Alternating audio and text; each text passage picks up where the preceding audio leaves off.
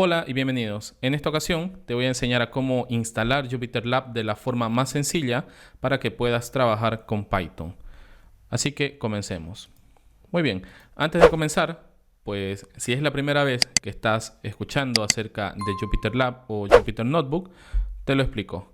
JupyterLab en sí es la siguiente generación de Jupyter Notebook. Es un entorno de desarrollo interactivo de código abierto que nos permite crear y compartir documentos que se conocen como notebooks. Para comprender mejor lo que son los notebooks, me encuentro dentro de la página oficial de Jupyter, la cual es jupyter.org, y como primera opción nos permite probar la herramienta. Así que vamos a seleccionar Try y aquí vemos las aplicaciones disponibles. Lo voy a hacer mediante JupyterLab, que es la herramienta que vamos a instalar. Esperamos a que se abra.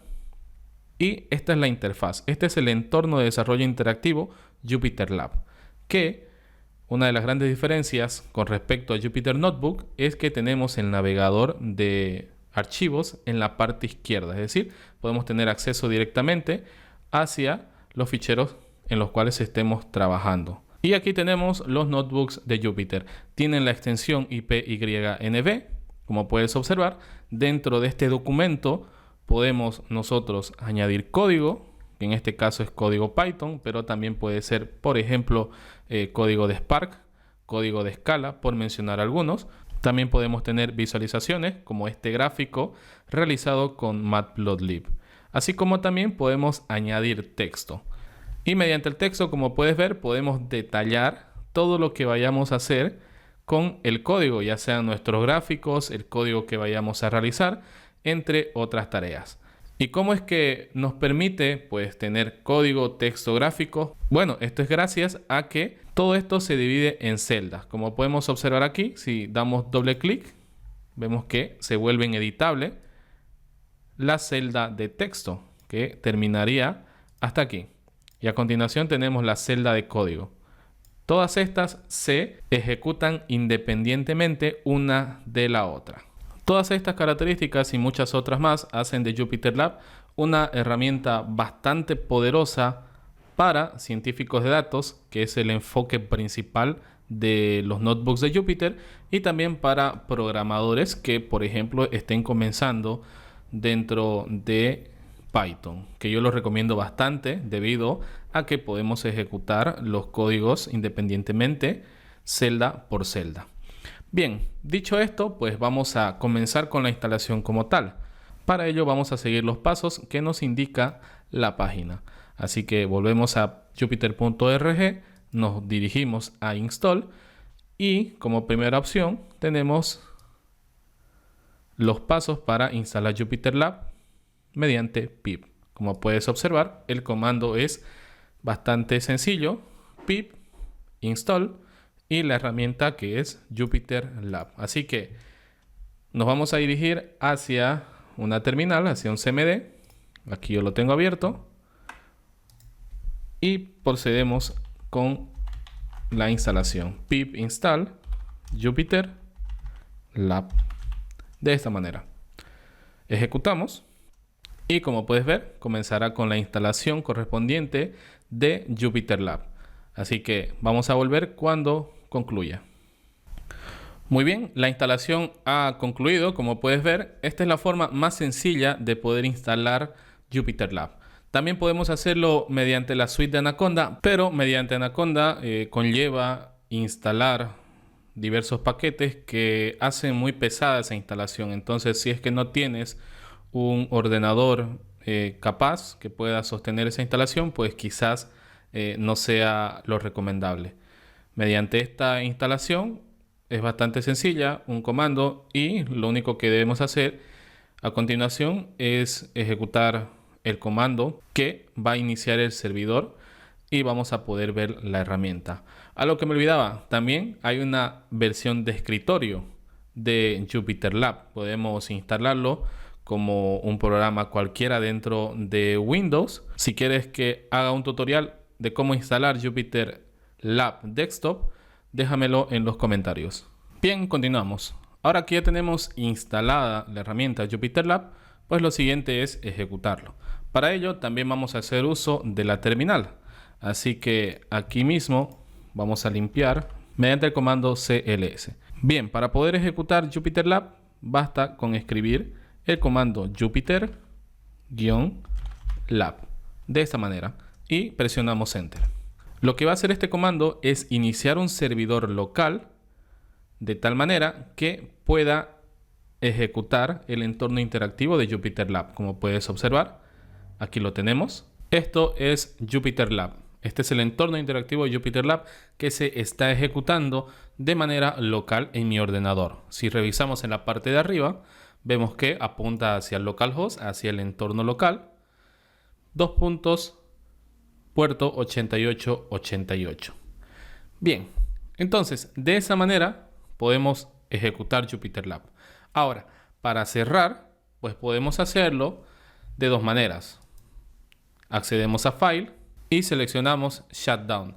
De esta manera estaremos cerrando la sesión de JupyterLab. Bueno, en este caso, como puedes observar, si es que hay algunos cambios, te va a consultar si quieres guardar o quieres descartar esos cambios. En este caso, simplemente voy a indicarle salir.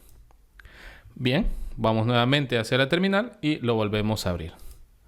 Como puedes ver aquí, vemos el mensaje de Shutdown y vemos nuevamente disponible el puntero para escribir dentro de la terminal.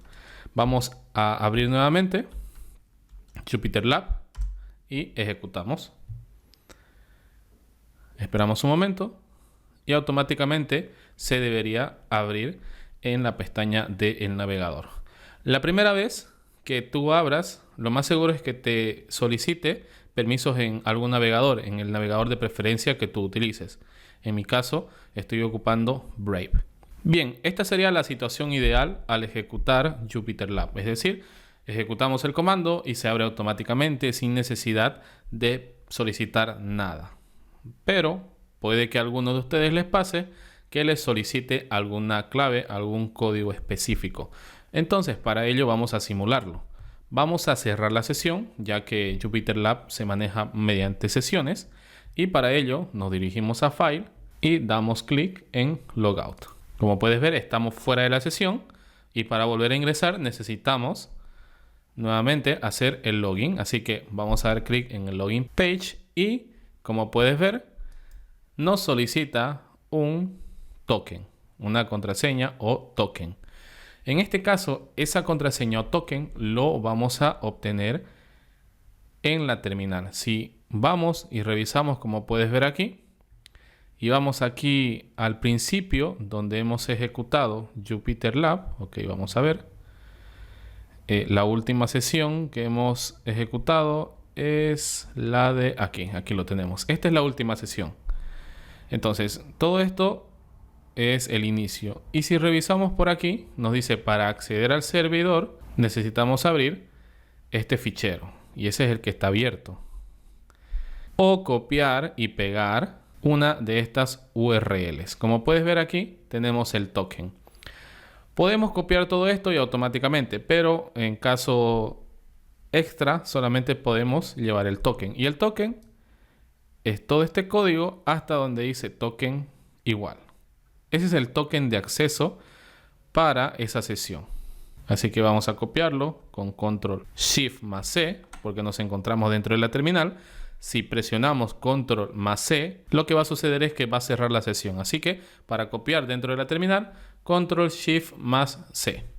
Vale, perfecto. Ya tenemos entonces el token y lo vamos a pegar aquí. Control más V. En todo caso, para revisarlo, lo voy a colocar aquí en un bloc de notas. Aquí lo tengo, lo pego y vamos a ver si es que no tenemos problema. Es correcto. Así que nuevamente lo vamos a pegar. Y iniciamos sesión y como puedes ver, ahí lo tenemos. Se está iniciando la sesión correctamente con el token correspondiente. Muy bien, avancemos al siguiente punto. JupyterLab se va a abrir en la ubicación donde nosotros ejecutemos el comando. Por ejemplo, en este caso, yo ejecuté el comando dentro de mi usuario, que está en la ruta disco C, users y el nombre de mi usuario. Entonces, como estoy ejecutando Jupyter en esa ubicación, pues lo que va a hacer Jupyter es abrir por defecto ese directorio. Si revisamos aquí, si revisamos en Jupyter Lab, como puedes ver, esa es la ubicación de la carpeta de mi usuario. Podemos ejecutar Jupyter desde cualquier otra ubicación en la terminal. Vamos a cerrar. Hacemos un shutdown. Perfecto. Volvemos a la terminal. Y como puedes ver, ya ha terminado. Entonces, por ejemplo, suponiendo que no quiero abrir Jupyter Lab dentro de mi usuario. Quiero hacerlo desde una carpeta en específico. Por ejemplo, desde la carpeta de documentos. Bueno, puedo dirigirme directamente en la terminal hacia la carpeta mediante el comando cd documents, de esta manera.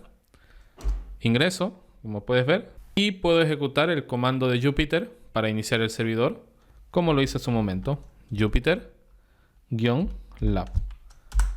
Ejecutamos y ahora el servidor se va a ejecutar en esa ruta. Esperamos a que se abra. Y ahora, como puedes ver, la ruta raíz ya no está marcando dentro de mi usuario, sino dentro de la carpeta Documents. Ahora, si la ruta de la carpeta que quieres abrir es bastante larga, lo que puedes hacer es lo siguiente. Por ejemplo, aquí tengo la carpeta Documents abierta. Clic, copio la ruta. Como puedes ver, es la ruta completa de la carpeta. Nos vamos hacia la terminal. En este caso vamos a cerrar la sesión directamente con control más C. Y muy bien, limpiamos la pantalla con CLS. Y perfecto. Pues, por ejemplo, si me encuentro en otra ruta, suponiendo dentro de mi usuario, y pues queremos dirigirnos a la ruta que acabo de copiar, puede ser cualquier otra ruta dentro de tu ordenador, pues cd y pegamos esa ruta con clic derecho. De esta manera yo le estoy indicando que quiero cambiar a ese directorio. Ejecutamos y ya nos encontramos dentro de ese directorio. Esta forma puede funcionar con cualquier otra ruta, con cualquier otra carpeta. Y aquí pues procedemos con la ejecución de el comando para iniciar el servidor de Jupyter Lab. Vamos a hacerlo nuevamente. Jupyter-lab. Bien, explicado todos esos puntos importantes a la hora de iniciar con Jupyter, pues vamos a pasar a revisar lo que tenemos dentro del entorno interactivo. A simple vista, como puedes observar, es bastante intuitivo. Tenemos un menú con las diferentes opciones por defecto en la gran mayoría de programas, como por ejemplo acciones sobre el fichero, acciones sobre la edición dentro de los ficheros, la configuración de la vista de la apariencia, también una pestaña de Run, que es muy común dentro de los entornos de desarrollo. Y en este caso, ya que Jupyter trabaja con kernel, que hace referencia al intérprete de Python que está ocupando o al intérprete de cualquier lenguaje sobre el cual esté trabajando, pues aquí tenemos una pestaña dedicada a ello. Podemos interrumpir el kernel, podemos reinicializar el kernel, que esto es necesario, por ejemplo, para cuando hacemos cambio sobre ese entorno. Si es Python, por ejemplo, si instalamos nuevas librerías, pues es necesario reinicializar el kernel. Tenemos también, por ejemplo, una pestaña de configuraciones. Podemos cambiar el tema, por ejemplo, a un tema oscuro, si es que te molesta la luz, o un tema claro. Muy bien, a continuación pues vamos a crear nuestro primer notebook. Así que para ello, dentro de la misma carpeta donde me encuentro, voy a crear una nueva carpeta. Y todo esto puedo hacerlo directamente desde Jupyter Lab a través de las diferentes opciones del navegador de archivos. Al lado del botón azul, pues tenemos la opción de New Folder. Seleccionamos y, como puedes observar, podemos crear una nueva carpeta. Vamos a llamarla Introducción a Jupyter Lab. Perfecto. Podemos acceder a esa carpeta, doble clic y ahí lo tenemos. Aquí vamos a crear nuestro primer fichero. Muy bien, aquí vamos a crear nuestro primer notebook. Así que para ello podemos hacerlo de diversas formas. Directamente desde File, New Notebook. O aprovechar aquí la pestaña que tenemos. Como puedes observar, podemos crear notebook, podemos abrir una consola para interactuar, o también podemos abrir una terminal, Podemos crear un archivo de texto, un Markdown file, un Python file, entre otras acciones. Bueno, en este caso vamos a crear solamente un notebook, así que seleccionamos aquí la opción que tenemos en Notebook, Python 3, IPY kernel. Y ahí lo tenemos. Por defecto, JupyterLab va a crear un fichero llamado sin título, con extensión IPYNB, que es la extensión de los notebooks de Jupyter. Bien, ¿podemos cambiarle de nombre a este fichero? Sí, efectivamente. Simplemente damos clic derecho, Rename, y le cambiamos el nombre. Por ejemplo, mi primer notebook. Perfecto, ahí lo tenemos, como puedes observar. Hemos cambiado el nombre. Y ahora lo siguiente, cuando aparece un punto negro, como se observa en este momento, nos indica que los cambios no se han guardado. Entonces, en ese caso, si es que no se han guardado los cambios, simplemente con un control+S se guardan esos cambios. Bien, ¿qué más tenemos? Bueno, con la creación del notebook de Jupyter necesitamos un intérprete para ejecutar todo el código que vayamos a escribir. Y eso lo podemos ver en la parte derecha. Como puedes ver, aquí tenemos Python 3 y entre paréntesis IPY kernel. Nos está indicando que ese es el kernel. Pero, ¿qué versión está ocupando? Bueno, eso depende de en qué versión hemos instalado JupyterLab. En mi caso ha sido dentro de la versión 3.11.4, que es la última versión de Python a la fecha. Pero también podemos corroborarlo. Si abrimos la pestaña de Inspector de Propiedades, nos dirigimos a Advanced Tools. En el apartado de Notebook Metadata vemos la información correspondiente de la configuración para ese notebook. Vemos que nos está apuntando hacia la versión 3.11.4 de Python. ¿Qué más podemos encontrar?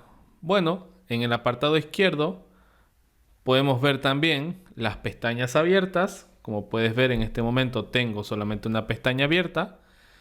Los kernels que estoy ocupando, como es solamente uno, aquí vemos el kernel que se marca y también nos muestra qué documentos, qué ficheros están ocupando ese kernel. Como puedes ver, el único notebook que está ocupando el kernel Python 3 es mi primer notebook. Podemos ver los lenguajes y las terminales que en este momento no tenemos. Más abajo podemos encontrar la estructura que vayamos armando en el informe utilizando los diferentes textos que en este momento tampoco tenemos. Y también tenemos un manejador de extensiones que bueno, no lo vamos a ocupar por el momento. Bien, pues ¿qué podemos hacer dentro de un notebook de Jupyter? Bueno, como había mencionado en un principio, se trabaja sobre celdas. Cada celda es muy independiente una de la otra. Así que, por ejemplo, vamos a hacer nuestro primer hola mundo.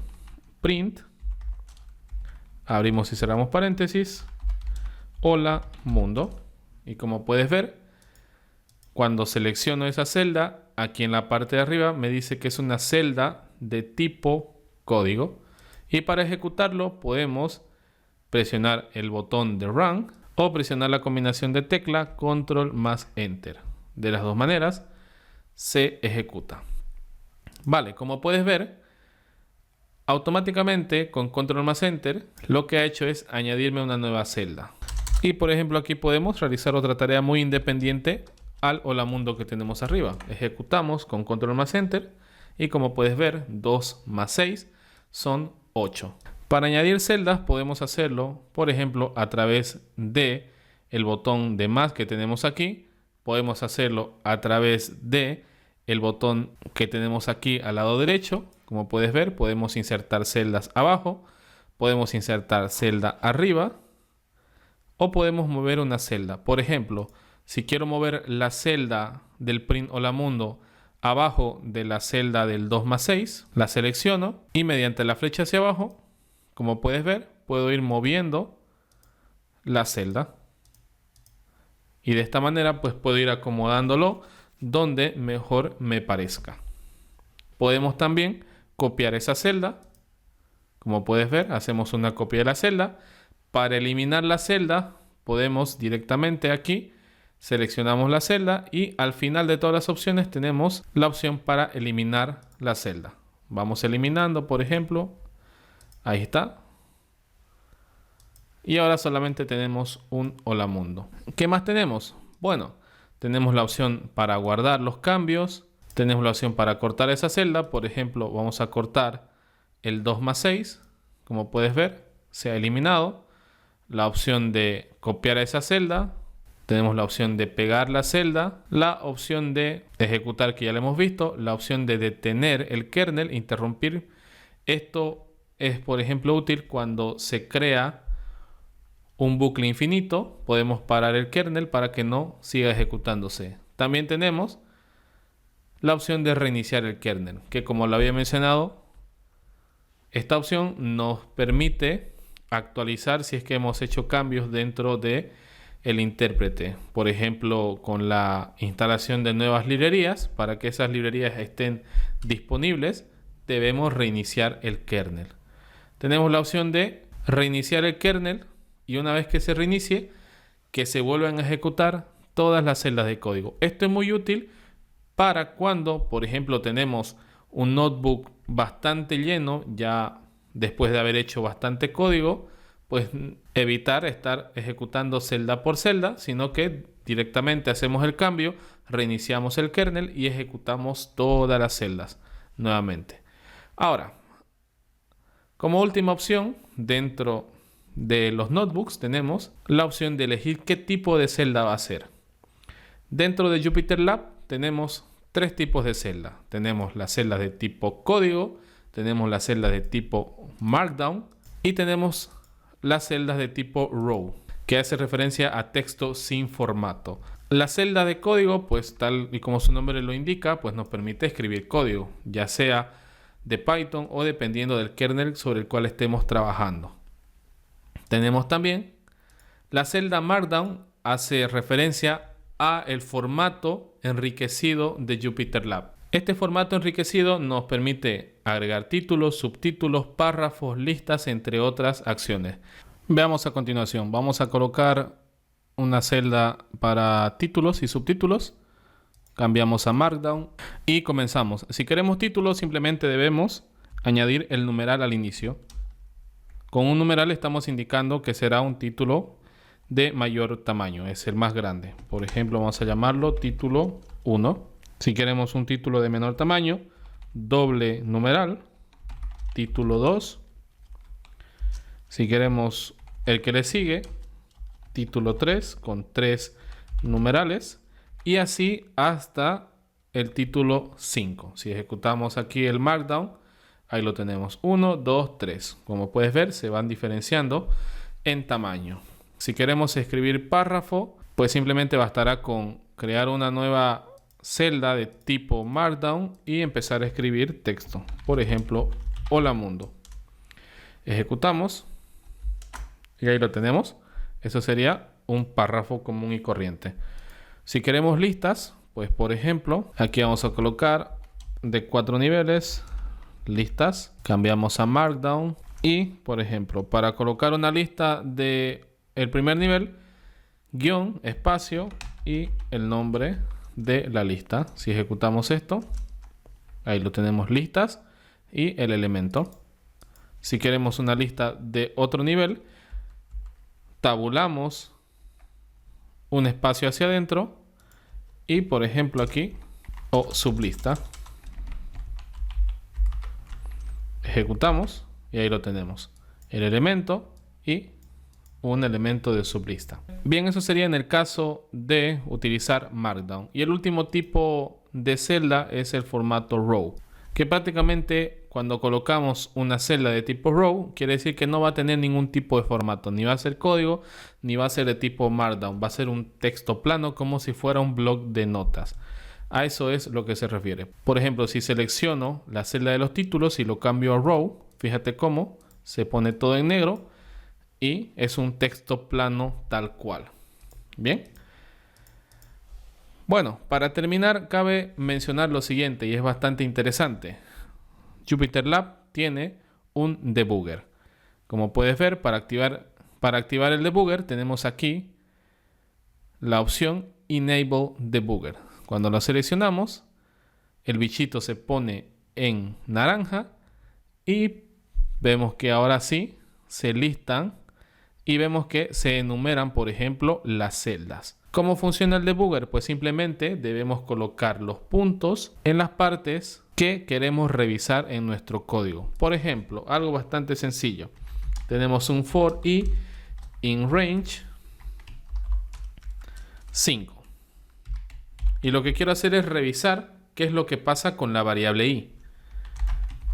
Pues a continuación lo vamos a ver. Tenemos activado el debugger. Lo siguiente es seleccionar en qué parte yo quiero revisar. Por ejemplo, quiero ver qué pasa aquí cada vez que inicia el bucle. Vale, entonces ya tengo punteado. Fíjate que aquí aparece en rojo y lo ejecuto. Y como puedes ver, se ha ejecutado. Pero como yo tengo el punto del debugger en esa posición, necesito ir pasando paso a paso. Para ello, tengo aquí la opción de call stack, continuar. Si yo le doy continuar, hace la primera iteración, que en este caso i vale 0. Nuevamente continuar, la siguiente iteración i vale 1, la siguiente 2, la siguiente 3, la siguiente 4 y con eso llegaría al final. Como puedes ver, termina y la ejecución de la celda termina. ¿Cómo sé que ha terminado esa ejecución? Porque aquí al lado izquierdo, entre los corchetes, me dice la ejecución que ha realizado, que en este caso es la segunda ejecución. Cuando está ocupada la celda, normalmente en vez de un número aparece un asterisco. Veámoslo nuevamente, ejecutamos. Como puedes observar, cuando está en asterisco quiere decir que esa celda está en ejecución o está ocupada en todo caso. Vale, perfecto. Con esto llegamos al final del video. Gracias por acompañarme hasta el final. Antes de terminar, te pediría que me regales un like y te suscribas al canal, que esto me ayudaría a traer más contenido.